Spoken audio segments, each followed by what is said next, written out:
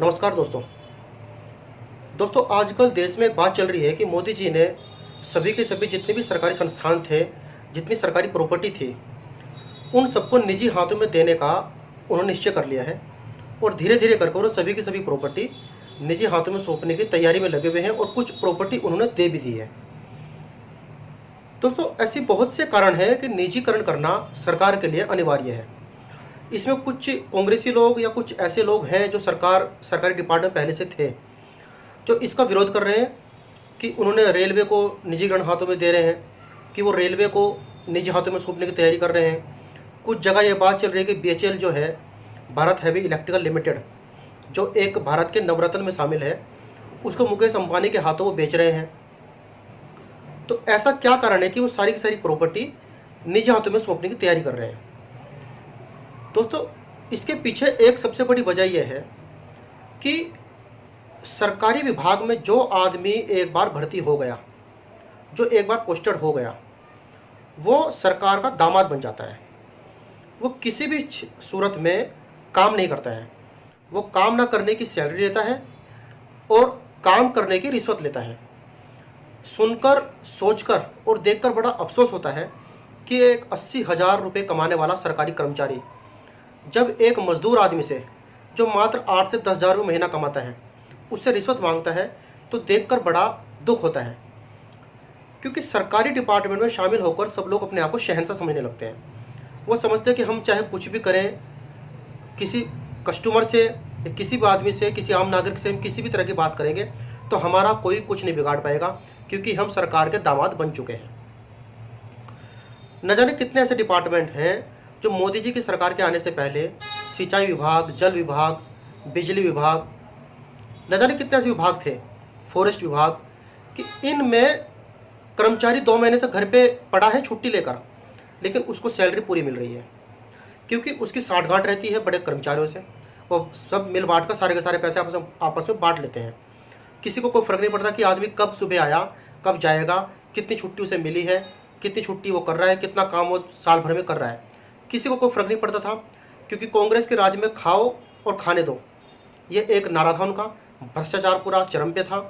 मोदी जी के आने के बाद इन्होंने पंचिंग सिस्टम चालू किया। सुबह जो भी कर्मचारी अपने डिपार्टमेंट में जाएगा, अपनी ड्यूटी करने जाएगा, तो वो पहले पंच करेगा। उसका पता चलेगा कि वो कब आया, और शाम को जब वो ड्यूटी से वापस घर जाएगा तो भी वो पंच करके जाएगा। तो इससे यह पता चलता है कि उसने इतने घंटे आज काम किया। न जाने कितने ऐसे डिपार्टमेंट थे जो जहाँ पर कुछ पता ही नहीं चलता था कि कब ड्यूटी हो रही है, कब आदमी छुट्टी पर है, कब उसने कितनी ड्यूटी उसने की, लेकिन सैलरी उसको पूरी मिलती है। तो निजीकरण का एक सबसे बड़ा कारण ये है कि उसके बाद जितनी तानाशाही इन लोगों की चलती है, जितने भी सरकारी विभाग में ये लोग बैठे हैं, जितनी तानाशाही ये लोग चलाते हैं, चाहे वो बैंक में हो, चाहे वो जल विभाग हो, फॉरेस्ट हो, या किसी भी तरह का क्षेत्र हो, किसी भी तरह का एरिया है, किसी भी तरह का विभाग हो, उनमें अब इनकी तानाशाही नहीं चलेगी। उसमें क्या होगा कि अगर आपका रिकॉर्ड 10 साल या 20 साल में ख़राब रहा, आपने किसी बदतमीज़ी से बात की, या आपने बहुत ज़्यादा छुट्टी ली, या आपने कुछ भी काम नहीं किया, तो इनको एक डर रहेगा कि इनको किसी तरह सस्पेंड किया जा सकता है या इनका डिमोशन किया जा सकता है। एक डर रहेगा, तो आदमी पूरा 100% अपनी ड्यूटी में देगा। अब आप बात कर लीजिए अध्यापक की, टीचर की। बहुत से क्या लाखों टीचर हमारे देश में ऐसे हैं जो मात्र 5वीं पढ़े हुए हैं, 5th क्लास पढ़े हुए हैं, और उनकी सैलरी अगर आप सुनेंगे तो उनकी सैलरी 70,000 80,000 रुपये है। उनसे अगर आप ये पूछने लगे कि साल भर में कितने महीने होते हैं, इनका इंग्लिश में क्या नाम है, तो वो जनवरी, फरवरी, मार्च, अप्रैल पूरा नहीं बता पाते। कुछ लोगों को लिखना भी नहीं आता कि इंग्लिश में ABCD किस तरह से लिखी जाती है। और उनकी सैलरी अगर आप सुनेंगे तो 80,000, और बाद में वो लोग पेंशन भी लेते हैं। 80,000 रुपये सैलरी लेंगे, अपना सारा का सारा काम वहाँ पे सरकारी जो स्कूल में जो बच्चे आते हैं उनसे अपना सारा काम भी कराएंगे, घर का काम भी कराएंगे, और क्या करेंगे, और सैलरी 80,000 रुपये मिलेगी। छुट्टी, उनकी टीचर की छुट्टी लगभग महीने में 10 या 15 दिन की छुट्टी रहती है। अगर उस 80,000 में 4 कर्मचारी या 4 अध्यापक सरकार 20-20 हज़ार रुपये की रखेगी, तो उससे 4 लोगों का पेट पलेगा, पहली बात। और दूसरी, पढ़ाई भी बहुत अव्वल दर्जे की होगी, पढ़ाई बहुत फर्स्ट क्लास होगी, और सब अपना काम अपने पूरे अच्छे तरीके से करेंगे, अपने पूरी शिद्दत के साथ करेंगे, पूरी मेहनत के साथ करेंगे। अब 80,000 रुपये एक आदमी देकर क्या फ़ायदा? फिर उसमें क्या होता है कि अगर किसी अध्यापक या टीचर की ड्यूटी अपने घर से 100 किलोमीटर 200 किलोमीटर दूर लग गई, वो किसी ऐसे क्षेत्र में है जहाँ पर कुछ ज़्यादा एक तरह से शहरी क्षेत्र में नहीं हो, या वो ज़्यादा ग्रामीण क्षेत्र में है, तो वह 1 या 2 साल वहाँ पर काम करता है और उसके बाद अपना अपना जो है तबादला वहाँ से करा लेता है पैसे वैसे देकर, और उसके बाद फिर अपने क्षेत्र में आ जाता है। फिर मन मर्जी वो काम करता है, टीचर की उसकी ड्यूटी चलती रहती है क्योंकि सरकारी दामादो बन चुका है। तो इसलिए निजीकरण करना एक ये बहुत बड़ी बात है।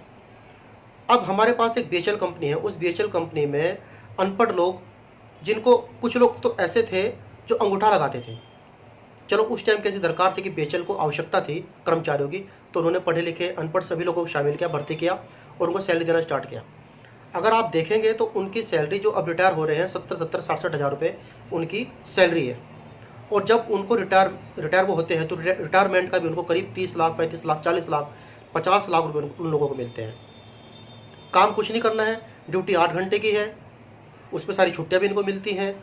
अब इसलिए कोई काम को ज़्यादा इस सरकारी कर्मचारी जो होता है वो ज़्यादा काम नहीं करता है, बल्कि पैसे सरकार से ऐंठता है, हर तरह की छुट्टी लेता है, हर तरह की सारी पेंशन लेता है, सभी सुविधाएं उसको दी जाती हैं, हर जगह उसको छूट दी जाती है, और काम वो एक पैसे का नहीं करता।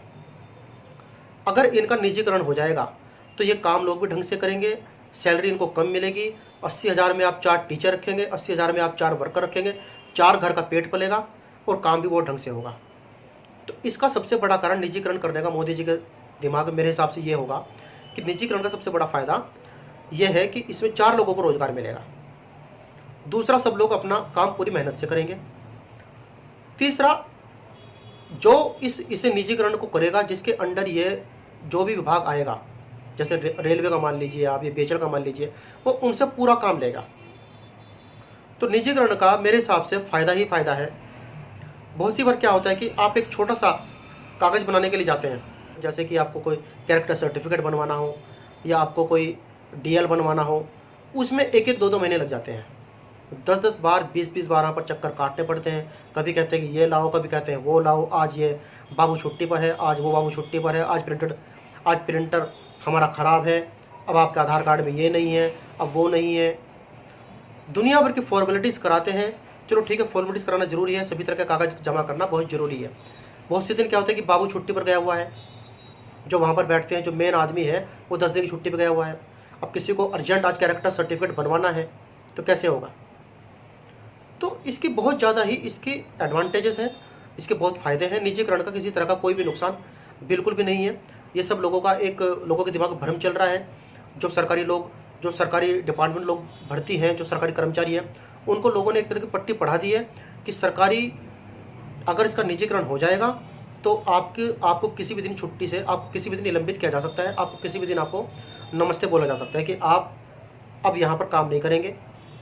अभी मोदी जी ने दिल्ली में जितने भ्रष्ट अधिकारी थे, जो पिछले 30-30 35-35 साल से काम कर रहे थे, उन लोगों को ज़बरदस्ती रिटायरमेंट दिलवाया, क्योंकि उनके खिलाफ भ्रष्टाचार के न जाने कितने मामले सामने आ चुके हैं। तो इसलिए निजीकरण का होना फ़ायदा ही फ़ायदा है, नुकसान किसी तरह का नहीं है। और सरकार का आप समर्थन कीजिए, निजीकरण का आम आदमी को बहुत बड़ा फ़ायदा होगा। जय हिंद।